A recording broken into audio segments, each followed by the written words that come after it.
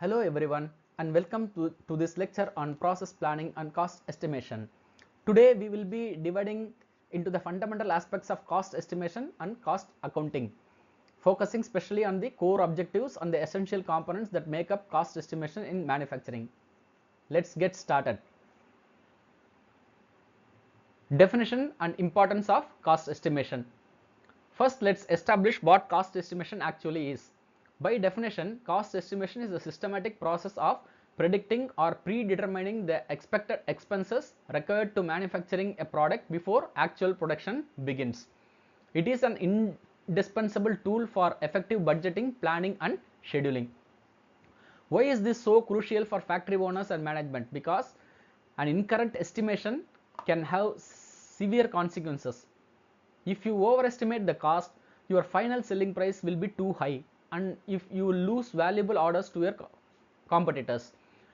On the flip side, if you underestimate, you will price your product too low, resulting in direct financial loss for your firm. Finding that precise sweet spot is very much critical. Coming to the objectives of cost estimation. So now let's look at why we perform cost estimation. It serves several core strategic objectives within an organization. First one is setting prices. It allows us to determine the correct competitive selling price for customer quotations or contracts. Then verifying the quotation. It helps double check external quotes to ensure they are accurate. Evaluating profitability. It confirms whether a proposed product can actually be manufactured and sold at healthy profit margin. Next, make or buy decision. This is classic dilemma. Estimation helps us decide whether it is cheaper to manufacture a component in-house or purchase it from an external supplier. Additionally, it guides us choosing the most economical production methods, setting performance standards, planning accurate budgets, exploring alternative design options and actively identifying areas to reduce cost. Coming to the function of cost estimation, flowing naturally from our objectives are the day-to-day functions of cost estimation. Primarily, it helps us to win contracts by allowing the sales and engineering teams to prepare highly accurate, realistic tenders and so on. It directly assists manufacturers in selecting the most cost-effective production methods and establishing baseline cost standards. Finally, it serves as a roadmap for resource planning, giving management the data they need to budget effectively for raw materials, specialized tooling and capital requirements well in advance. Types of cost estimation. So depending on how far along we are in a project, we rely on different types of estimate. Initially, we use a preliminary cost estimate. This is based on incomplete data and assumptions, usually relying on general information from the sales or engineering teams just to get a rough idea of the numbers. So later on, as details solidify, we develop the final cost estimate. This relies on complete, highly detailed product data and is most reliable tool for final decision making. So as you can see from the accuracy matrix on the slide, as we move on from conceptual design to preliminary design and finally to detailed design, our accuracy range tightens significantly from a loose plus or minus 30% down to a highly accurate plus or minus 10%. Next, method of cost estimation.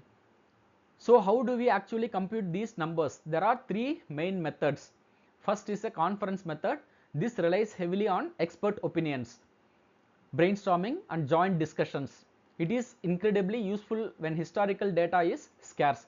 Second is the comparison method. Here we use the past experiences and existing historical data from similar products to estimate the cost of a new closely related product. Third is the detailed analysis method. So this is gold standard. It breaks down the entire product into individual components and operations.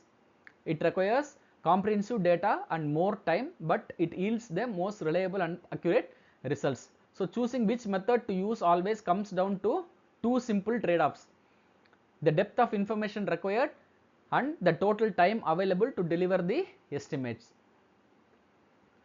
Next, data requirements for cost estimation.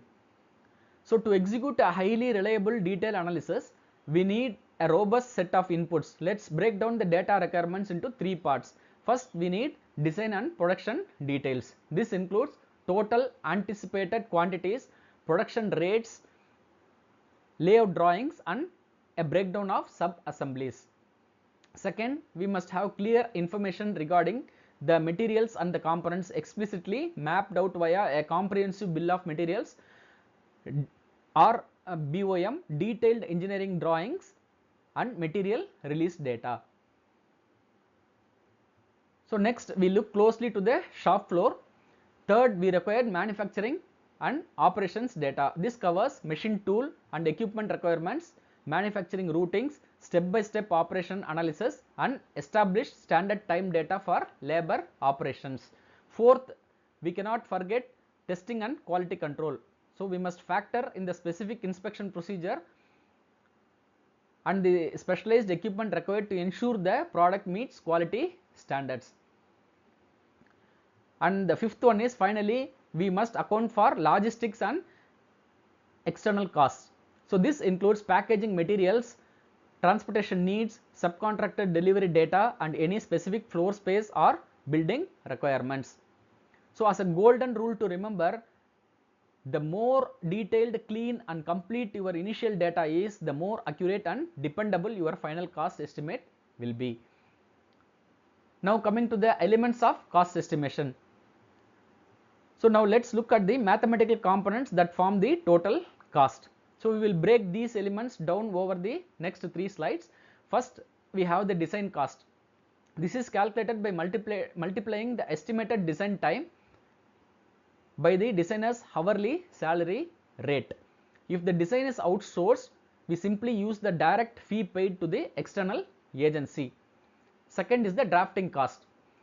Drafting cost is nothing but similar to design. This is the time taken to prepare technical layout drawings multiplied by the draftsman's hourly wage. Next, material cost. This comes under the direct manufacturing elements. This is calculated by taking the weight of each individual part and multiplying it by the forecasted future price per unit of raw material. Fourth is the labor cost, which evaluates the active hands-on time a worker spends on a product multiplied by a direct labor cost per hour. Fifth, we have the cost of tools, jigs and fixtures. Since specialized tooling can be expensive but is reused across thousands of parts, we find the unit cost by dividing the total tool cost by the total number of jobs or pieces produced. To wrap up our total cost calculation, we must include the final 3 pillars. Sixth is the cost of research and development, R&D, which covers yearly prototyping and testing expenses incurred before mass production ever starts. Then seventh is the inspection cost, which accounts for the continuous quality control validation stages. And finally, eighth is the overhead cost. These are the indirect yet unavoidable expenses that keep the factory running, such as electricity, building rent, factory maintenance and administrative expenses. So when you aggregate all 8 of the elements together smoothly, you achieve a comprehensive, realistic and highly accurate cost estimation. So with this, we can wind up this session. Thank you for your time and I look to see you all in the next session. Thank you.